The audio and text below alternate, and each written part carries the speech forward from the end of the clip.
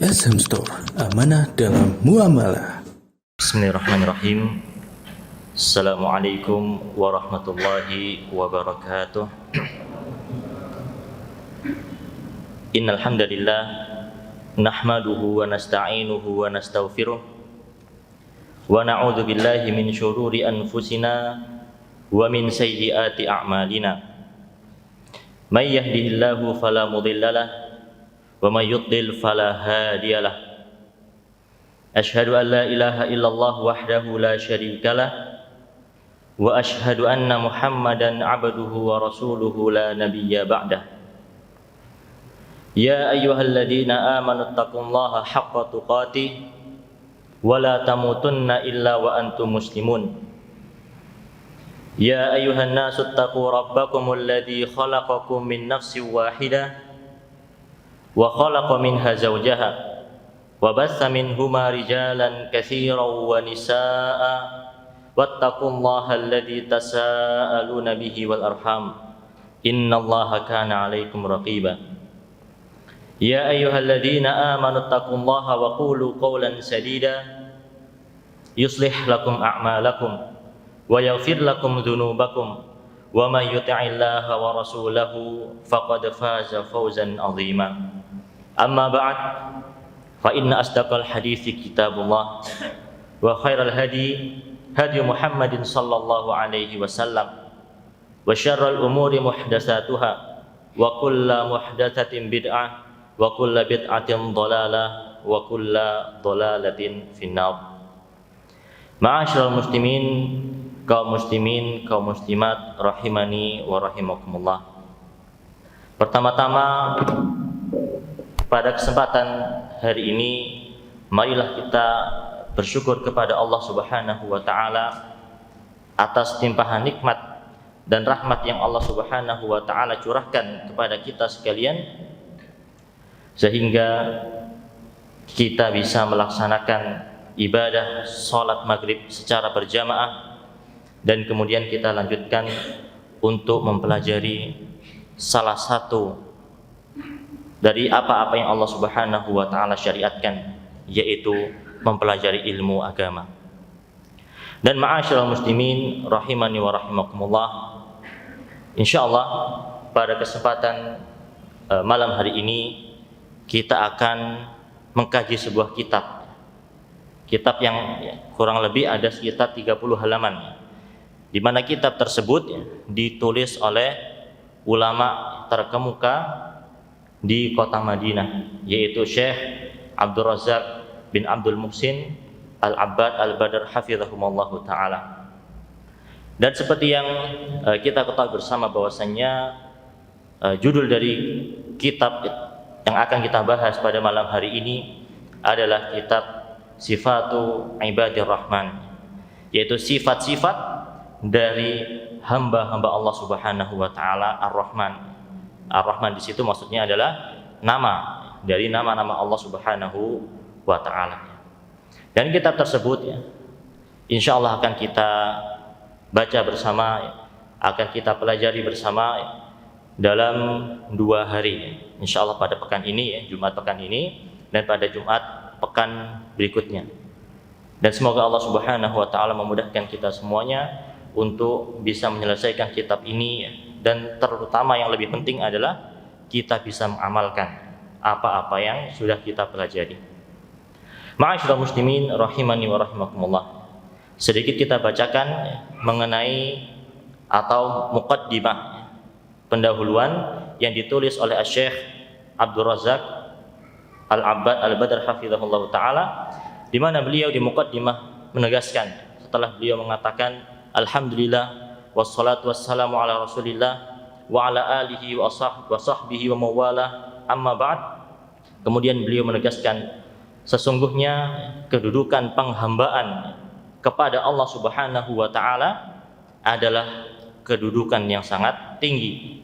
Bahkan kedudukan penghambaan kepada Allah Subhanahu wa taala itu adalah kedudukan yang paling mulia. Kedudukan penghambaan kepada Allah adalah kedudukan yang paling mulia.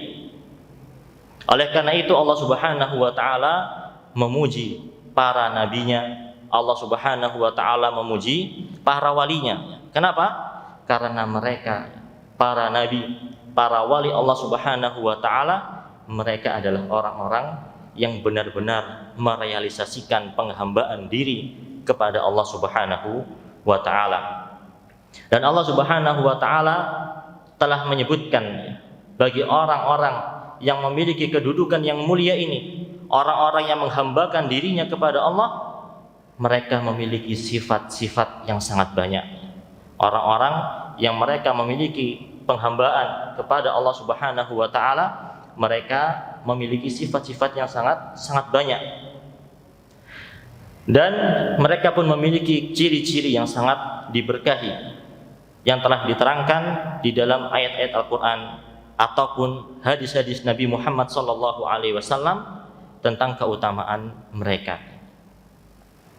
Oleh karena itu, ma'asyiral muslimin rahimani wa rahimakumullah, di antara sifat-sifat dari orang-orang yang beriman, sifat dari hamba Allah Subhanahu wa taala yang hakiki, yang sejati, disebutkan oleh Allah Subhanahu wa taala di akhir-akhir surat Al-Furqan. Di akhir-akhir surat Al-Furqan, sekitar pada ayat 63 sampai ayat yang paling terakhir, yaitu ayat 77. Dan di dalam ayat 63 sampai ayat 77 itu Allah Subhanahu wa taala menyebutkan di situ ada 8 sifat bagi hamba-hambanya yang beriman. Sifat bagi orang kaum mukminin yang memiliki penghambaan kepada Allah Subhanahu wa taala. Dan di sini Syekh Abdul Razak bin Abdul Muhsin Al-Abbad Al-Badr hafizahullah, beliau menyebutkan as-sifatul ula, yaitu sifat yang pertama yang Allah Subhanahu wa taala terangkan di dalam surat Al-Furqan di akhir-akhir ayatnya. Mereka memiliki sifat as-sakinatu wal waqaru wat tawadhu'u lillahi wa li'ibadihi. Sifat yang pertama dari sifat hamba-hamba Allah Subhanahu wa taala yang sejati, mereka memiliki ketenangan. Mereka senantiasa tawadhu kepada Allah Subhanahu wa taala dan kepada hamba-hamba Allah Subhanahu wa taala yang lainnya. Nah, ini adalah sifat yang pertama. Mereka senantiasa memiliki ketenangan, pun mereka juga senantiasa tawadhu, rendah hati kepada Allah Subhanahu wa taala dan kepada kaum mukminin yang lainnya. Kemudian di antara dalil yang dibawakan atau ayat yang menerangkan mengenai sifat tersebut pada surat Al-Furqan adalah firman Allah Subhanahu wa taala, wa ibadur rahmanil ladzina yamshuna 'alal ardi haunan wa idza khatabahumul jahiluna qalu salama. Allah Subhanahu wa taala berfirman, dan hamba-hamba Allah Subhanahu wa taala Ar-Rahman yang Maha Pengasih, mereka adalah orang-orang yang berjalan di atas muka bumi ini dengan haunan, dengan ketenangan, dengan rendah hati. Wa idza khatabahumul jahiluna qalu salama. Dan apabila orang-orang yang jahil, orang-orang yang bodoh berkata, mengolok-olok mereka, maka mereka mengungkapkan qalu salaman. Mereka mengucapkan ucapan-ucapan yang mengandung keselamatan. Kemudian Syekh Abdul Razak hafizahullah menyebutkan, min sifati ibadir rahman wa jamili nu'utihim tawadhu'uhum lillahi azza wa jalla wa li'ibadihi. Di antara sifat dari hamba-hamba Allah Subhanahu wa taala yang sejati dan perangai-perangai mereka yang mulia adalah rasa tawadhu mereka kepada Allah dan kepada kaum muslimin secara umum. Fayamshuna bisakinatin wa tuma'ninatin wa waqarin, sehingga hamba-hamba Allah tersebut, hamba-hamba Allah yang hakiki, mereka berjalan di atas muka bumi ini dengan sakinah, dengan ketenangan, dengan penuh kewibawaan dan dengan penuh tuma'ninah.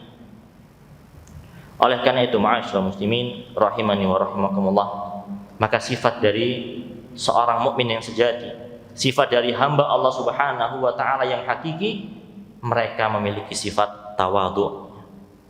Dan mereka enggan untuk memiliki sifat sebagaimana sifat yang dimiliki oleh iblis.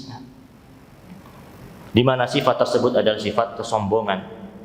Ketika Allah Subhanahu wa taala memerintahkan para malaikat dan memerintahkan iblis untuk bersujud kepada Nabi Adam, maka bersujudlah para malaikat kecuali iblis. Bahkan tidak mau untuk sujud, iblis pun malah mengatakan ana khairun minhu khalaqtani min narin wa khalaqtahu min tin. Ya Allah, sesungguhnya aku ini lebih baik daripada Adam. Engkau menciptakan aku dari api, sedangkan engkau menciptakan Adam ini hanya dari tanah. Maka sifat bagi seorang mukmin, seorang muslim yang hakiki, mereka memiliki sifat tawadhu, rendah hati, tidak memiliki sifat sombong, tidak bermadhab seperti madhabnya iblis, memiliki sifat sombong, merasa dirinya lebih baik daripada yang lainnya. Maka ini adalah sifat yang seharusnya jauh dari orang-orang yang beriman. Kemudian penulis menyebutkan wa hadza tawadhu'u alladhi dhahara 'ala mashyihim wa hay'atihim innama huwa samaratan min simaril iman wa atharan min atharihim. Sesungguhnya ketawaduan ini, sifat rendah hati ini yang tampak ketika mereka berjalan, yang tampak pada sikap-sikap mereka, maka sesungguhnya ketawaduan itu merupakan buah dari keimanan mereka, merupakan bekas dari bekas-bekas keimanan yang ada dalam hati seorang mukmin. Sebagaimana dikatakan oleh Ibnu Abbas radhiyallahu anhu, beliau mengatakan, menafsirkan pada ayat alladzina yamshuna 'alal ardi haunan, hamba-hamba Allah yang Maha Pengasih itu mereka adalah orang-orang yang berjalan di atas muka bumi ini dengan haunan. Apa itu haunan? Beliau menyebutkan ay bit ta'ati wal afafi wat tawadhu'i. Yang dimaksud dengan haunan adalah hamba tersebut berjalan di atas muka bumi dengan penuh ketaatan, dengan penuh menjaga diri, dan dengan senantiasa tawadhu kepada sesama manusia, sesama kaum mukminin. Maka ini adalah di antara sifat dari sifat-sifat hamba-hamba Allah Subhanahu wa taala yang sejati. Kemudian beliau menyebutkan wa min madzahiri tawadhu'ihim wa sakinatihim annahum in wajahu fi tariqihim ba'd ahli safahi wal jahli fa innahum yukhatibunahum bi kalamin sadidin salimin minal safahi wal jahli. Dan di antara bentuk tawadhu'nya hamba-hamba Allah yang sejati dan ketenangan yang mereka miliki, maka apabila mereka bertemu dengan orang-orang yang jahil, mereka bertemu dengan orang-orang yang bodoh, dan orang-orang yang bodoh tersebut memperolok mereka, maka sesungguhnya mereka berkata, membalas ucapan orang-orang yang bodoh tersebut bikalamin sadidin salimin, dengan ucapan yang benar dan ucapan yang selamat dari perbuatan-perbuatan dosa, dari perbuatan-perbuatan kebodohan. Wa hadza ma'na qauluhu azza wa jalla wa idza khatabahumul jahiluna qalu salama. Dan ini adalah sesuai yang Allah Subhanahu wa taala firmankan, dan mereka hamba-hamba Allah yang sejati apabila diperolok oleh orang-orang yang bodoh, maka mereka mengatakan salaman, mereka mengucapkan ucapan-ucapan yang penuh keselamatan. Dijelaskan di sini ai qaulan yaslamuna bihi minal itsmi wal lagwi, yaitu ucapan yang mana ucapan tersebut, dengan ucapan tersebut mereka terselamatkan dari perbuatan-perbuatan dosa dan perbuatan-perbuatan yang sia-sia. Makanya apabila mungkin ada di antara orang-orang di sekitar kita yang mencibir kita, kenapa ikut-ikut kajian-kajian, sudahlah jadi orang Islam yang biasa-biasa saja. Maka kita sebagai orang mukmin yang hakiki, sebagai hamba-hamba Allah yang sejati, kita jelaskan perkara tersebut sebaik-baiknya. Sesungguhnya saya ini ikut kajian Pak, Bu, karena ingin selamat di akhirat. Dengan alasan ini satu, dengan alasan dua, dengan alasan tiga. Kita sebutkan dengan cara yang baik. Pun setelah kita berlalu dari mereka, dari orang-orang yang tidak mengetahui, orang-orang yang awam, maka kita pun doakan mereka semoga mereka mendapatkan hidayah. Sesungguhnya mereka berbicara hal tersebut karena ketidaktahuan mereka. Oleh karena itu seorang mukmin yang hakiki ya, mereka memiliki sifat tersebut ya, tawadhu dan senantiasa memiliki ketenangan. Wa hum bihadza qad jama'u li anfusihim salamata min asrataini, asratur rijli wa asratul lisan. Dan mereka hamba-hamba Allah Subhanahu wa taala yang sejati, mereka mengumpulkan keselamatan dari dua macam ketergelinciran. Mereka mengumpulkan keselamatan dari dua macam ketergelinciran. Apa saja? Yang pertama yaitu ketergelinciran kaki-kaki mereka, dan yang kedua yaitu ketergelinciran pada lisan-lisan mereka. Sebagaimana dijelaskan oleh Al-Imam Ibnu Qayyim rahimahullah, beliau mengatakan walamma kanatil asratu asrataini, asratul rijli wa asratul lisan, ja'at ihdahuma qarinatal ukhra fi qoulihi ta'ala.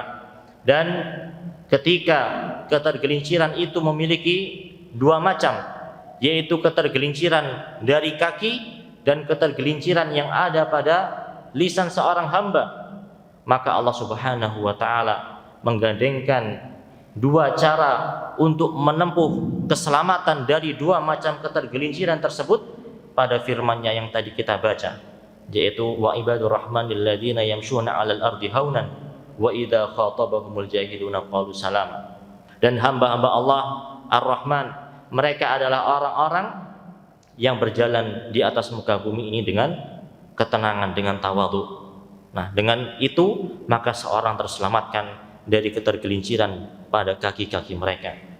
Kemudian wa idza khatabahumul jahiluna qalu salama, dan apabila orang-orang bodoh mengolok-olok mereka, maka mereka mengucapkan ucapan-ucapan yang baik.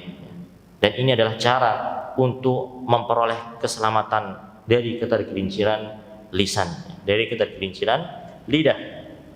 Fa wasafahum bil istiqamati fi lafdhatihim wa khutuwatihim. Maka Allah Subhanahu wa taala mensifati hamba-hambanya yang beriman tersebut dengan keistiqomahan pada ucapan-ucapan mereka dan pada langkah-langkah mereka. Fala yuqabiluna al-jahilina was-sufaha'i bimithli jahlihim wa safihim. Maka orang-orang yang beriman, hamba-hamba Allah Subhanahu wa taala yang sejati, mereka tidaklah membalas dari orang-orang yang bodoh, orang-orang yang tidak tahu dengan sesuai dengan kebodohan mereka. Apabila kita diperolok, maka janganlah kita balas dengan olok-olok yang semisal. Misalnya ada yang mengolok-olok kita ya, ataupun ada yang meremehkan salah satu syariat, yaitu misalnya berjenggot ya. Ya, sampaian ini ya kenapa berjenggot Pak? Jadi mirip dengan kambing misalnya ya. Maka jangan sampai kita terpancing ya, daripada sampaian ini Pak ya nggak berjenggot, pakai kumis saja seperti lele misalnya ya. Maka jangan sampai kita melakukan hal yang demikian. Hamba Allah Subhanahu wa taala yang hakiki, yang sejati, ketika diperolok, maka mereka membalas dengan ucapan-ucapan yang baik. Ya, sesungguhnya Mas ya, saya jenggotan ini ya karena Nabi Shallallahu alaihi wasallam bersabda demikian dan demikian. Kemudian setelah kita mungkin berpisah ya, kita doakan mereka. Dan kita doakan diri kita juga, semoga kita diberikan hidayah sampai akhir hayat kelak. Kemudian wa innama yu'riduna anhum wa yukhatibunahum bikalamin salimi min hadhil afat. Maka apabila orang-orang yang bodoh memperolok kita, memperolok hamba-hamba Allah Subhanahu wa taala yang beriman, maka mereka berpaling dari orang-orang bodoh tersebut. Dan bahkan mereka membantah ucapan-ucapan tersebut dengan ucapan yang lebih baik, bukan dengan kebodohan yang semisal. Fayadfa'unal isa'ata bil ihsan, maka mereka membalas keburukan-keburukan dengan kebaikan. Kama qala Allah Ta'ala, sebagaimana Allah berfirman, wala tastawil hasanatu wala sayyi'ah. Sesungguhnya kebaikan tidaklah sama dengan keburukan. Idfa' billati hi ahsanu sayyi'ah. Fa idzal ladzi bainaka wa bainahum adawatun ka'annahum waliyyun hamim. Allah berfirman, sesungguhnya tidaklah sama antara kebaikan dengan keburukan, maka balaslah perbuatan yang buruk tersebut dengan kebaikan-kebaikan atau dengan sesuatu yang lebih baik. Bisa jadi seorang yang awalnya mereka saling berselisih, yang awalnya mereka memiliki pertengkaran, kemudian apabila kita balas dengan cara yang lebih baik, maka bisa jadi Allah Subhanahu wa taala merangkai dua orang yang berselisih tersebut menjadi teman yang sangat-sangat setia. Kemudian fannasu yatafawatuna fi akhlaqihim wa ta'amulatihim tafawutan 'aziman.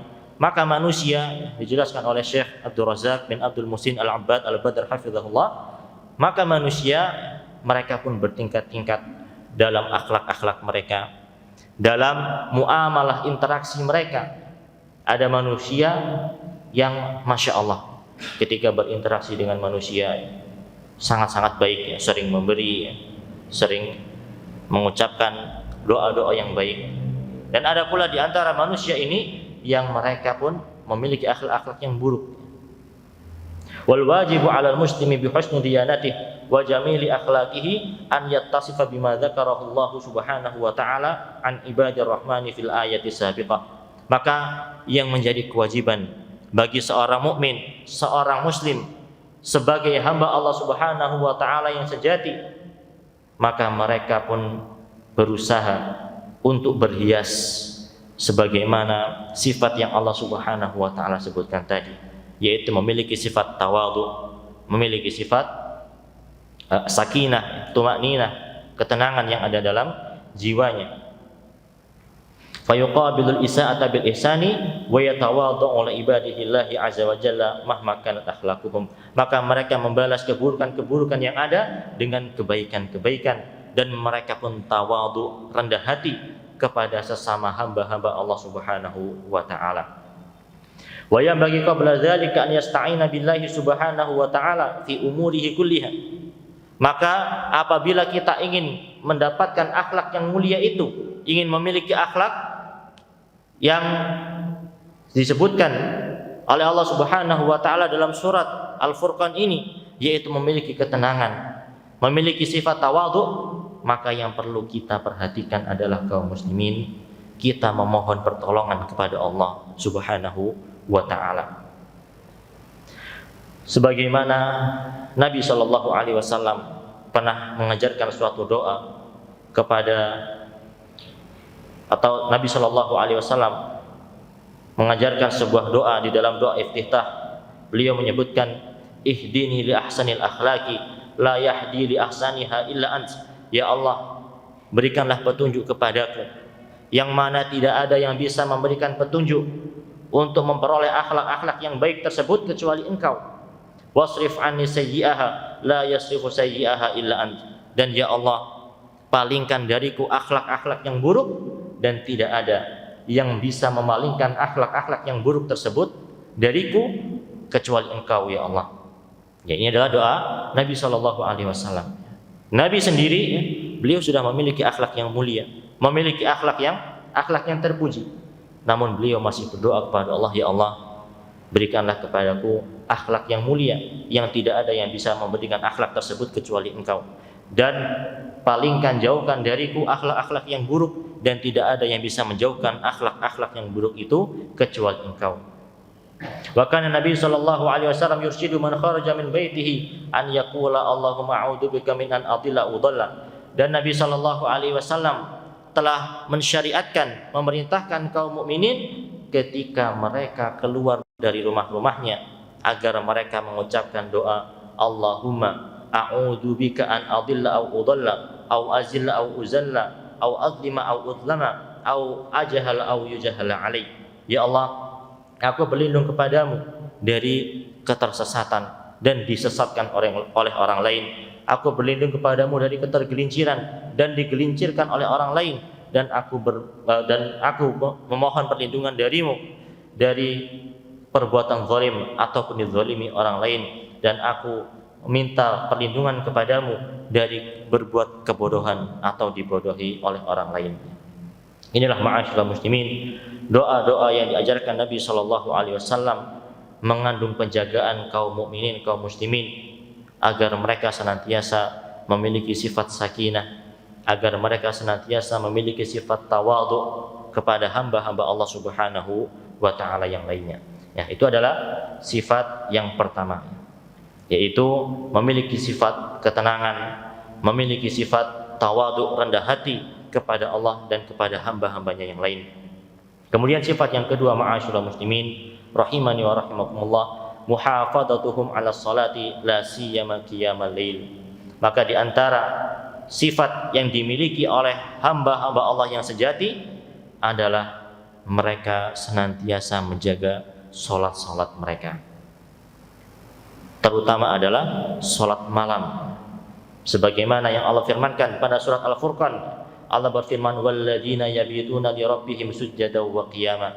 Sesungguhnya hamba-hamba Allah Subhanahu wa taala yang sejati, mereka adalah orang-orang yang bermalam dengan Rabb mereka dalam keadaan sujud dan dalam keadaan berdiri.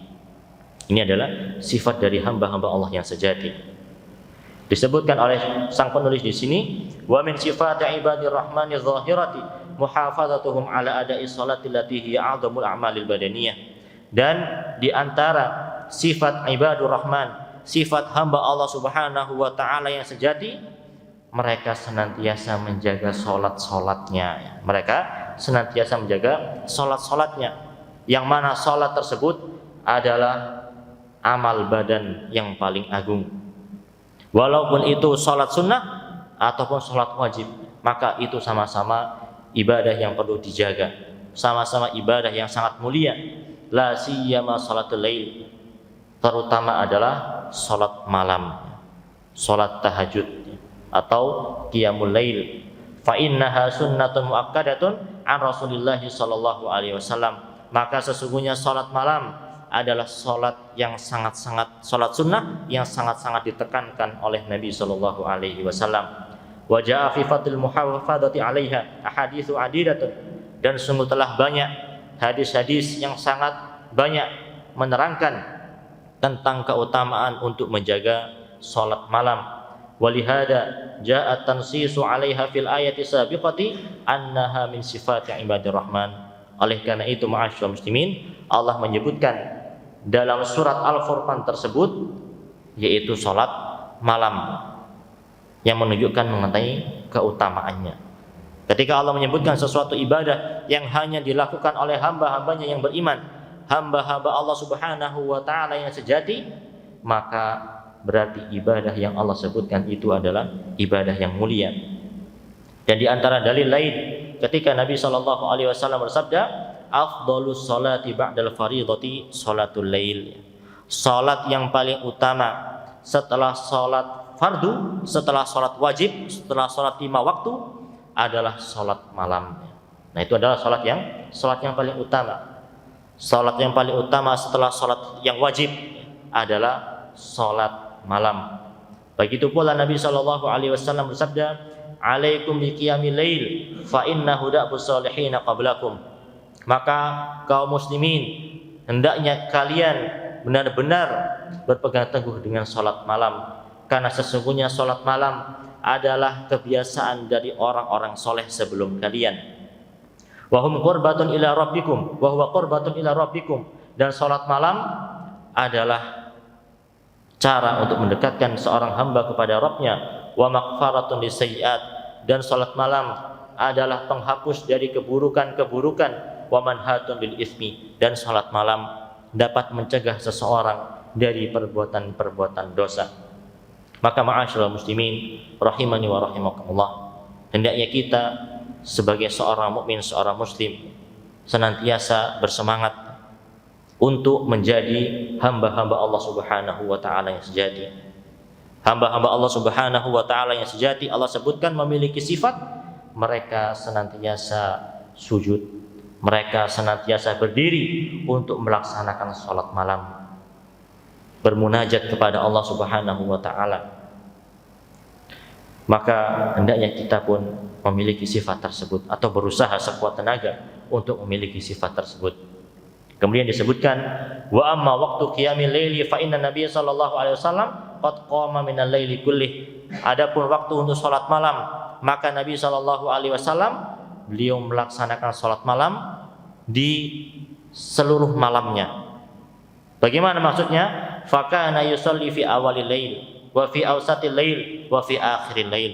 Terkadang Nabi sallallahu alaihi wasallam salat di awal malam.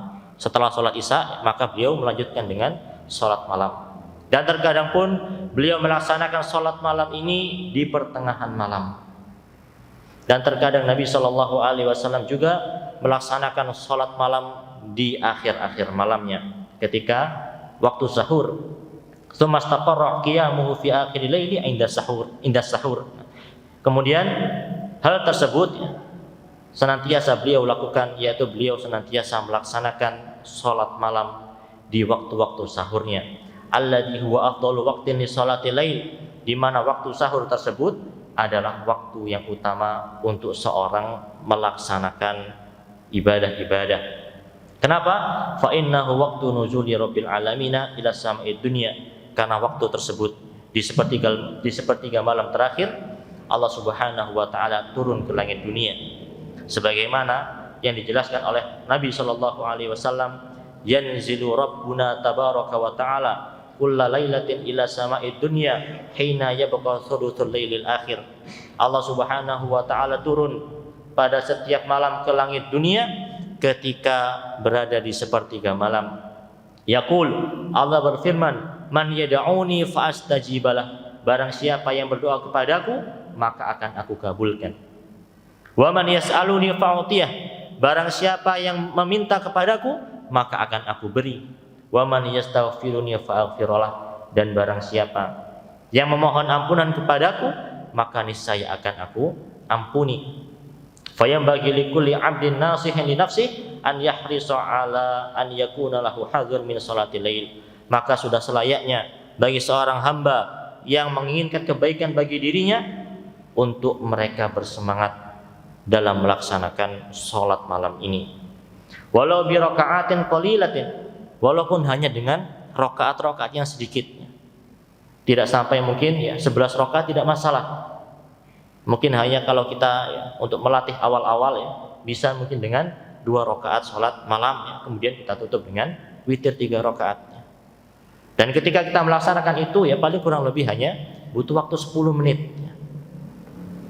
Oleh karena itu, walau bi raka'atin qalilatin liyanala hadzal fadla, maka hendaknya seorang mukmin, seorang muslim mengupayakan dirinya untuk melaksanakan sholat malam walaupun dengan rakaat atau jumlah rakaat yang sedikit. Kenapa? Agar dia mendapatkan keutamaan yang sangat besar ini. Kalau misalnya kita tidak mampu bangun di akhir malam, Ustaz, sepertinya saya ini kalau pagi capek kerja, sehingga malam terkadang sering molor. Bangun pasti pas adzan subuh. Gimana, kapan sholat malamnya? Maka bisa kita melaksanakan sholat malam setelah melaksanakan sholat Isya. Kita melaksanakan sholat malam 2 rakaat, kemudian 3 rakaat witir misalnya. Kemudian kalau misalnya terkadang saya ini kalau setelah sholat Isya itu sibuk, Ustaz, banyak tamu terkadang mungkin ada kebutuhan keluarga atau mungkin keperluan-keperluan yang lainnya. Maka bisa kita melaksanakan sholat malam kapan? Di pertengahan malam. Misalnya kita tidurnya tergolong orang-orang yang mungkin banyak kesibukan sehingga tidurnya malam, maka bisa kita melaksanakan sholat malam sebelum kita tidur. Sebelum kita tidur, kita melaksanakan sholat wudu dulu, kemudian sholat 2 rakaat tahajud atau sholat 2 rakaat sholat malam, kemudian kita tutup dengan witir. Maka itu adalah kebiasaan-kebiasaan yang baik. Kemudian kalau misalnya tidak bisa di pertengahan malam, gimana, Ustaz? Maka banyak-banyak istighfar. Di akhir tidak bisa di awal tidak bisa, di tengah tidak bisa maka yang bisa menjawab adalah dengan kita muhasabah, introspeksi. Ya Allah, dosa apa sehingga saya ini kok susah melaksanakan ibadah-ibadah? Dosa apa yang saya lakukan? Maka kita berbanyak istighfar supaya kita mendapatkan supaya kita bisa menjadi orang-orang yang senantiasa melaksanakan sholat malam. Kemudian disebutkan fahadha huwa sya'nu ibadir rahman ma'a salatil lail ta'abbudan wa munajatan wa khudu'an wa khusyu'an lillah fi sujudihim wa ruku'ihim wa qiyamihim. Maka ini adalah hubungan antara hamba Allah yang sejati dengan sholat malam. Mereka beribadah kepada Allah, mereka bermunajat kepada Allah, mereka tunduk patuh kepada Allah, dan mereka khusyuk di dalam beribadah. Baik ketika mereka sujud, ketika mereka rukuk, atau ketika mereka bangun. Fa idza kanat hadhihi haluhum fi salati laili allati lam yaftaridha Allahu alaihim fa kaifa sya'nuhum ma'a salawatil khamsil maktubat allati hiya a'dhamu arkani dini ba'da syahadatain. Kemudian Syekh Abdul Razak menyebutkan, penulis kitab ini menyebutkan, maka apabila hamba-hamba Allah yang sejati mereka senantiasa menjaga sholatnya, padahal cuma sholat malam, bukan sholat wajib, tapi mereka senantiasa menjaganya, maka bagaimana dengan sholat-sholat yang wajib? Pasti mereka lebih menjaganya, mereka lebih semangat. Yang sunnah saja dikerjakan, maka apalagi yang wajib.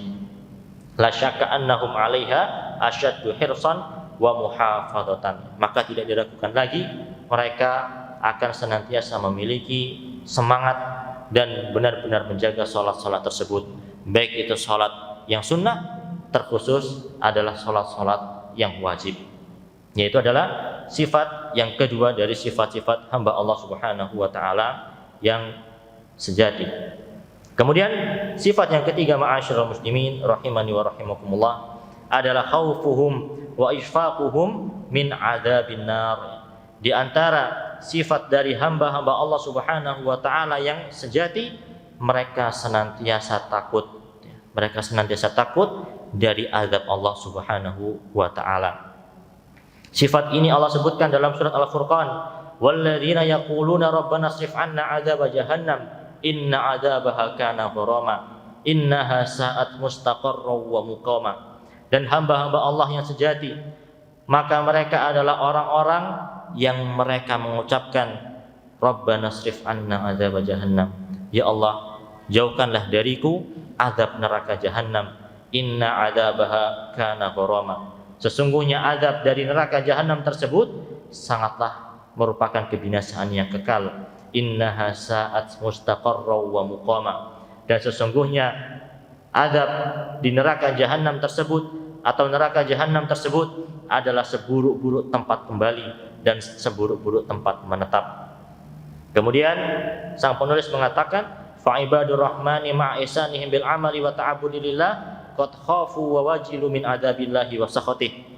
Maka hamba-hamba Allah yang sejati, walaupun mereka senantiasa memperbaiki dalam amal mereka, mereka beramal sebaik-baiknya, mereka beribadah kepada Allah sebaik-baiknya, namun di sisi lain mereka pun takut dan khawatir terhadap azab Allah Subhanahu wa ta'ala.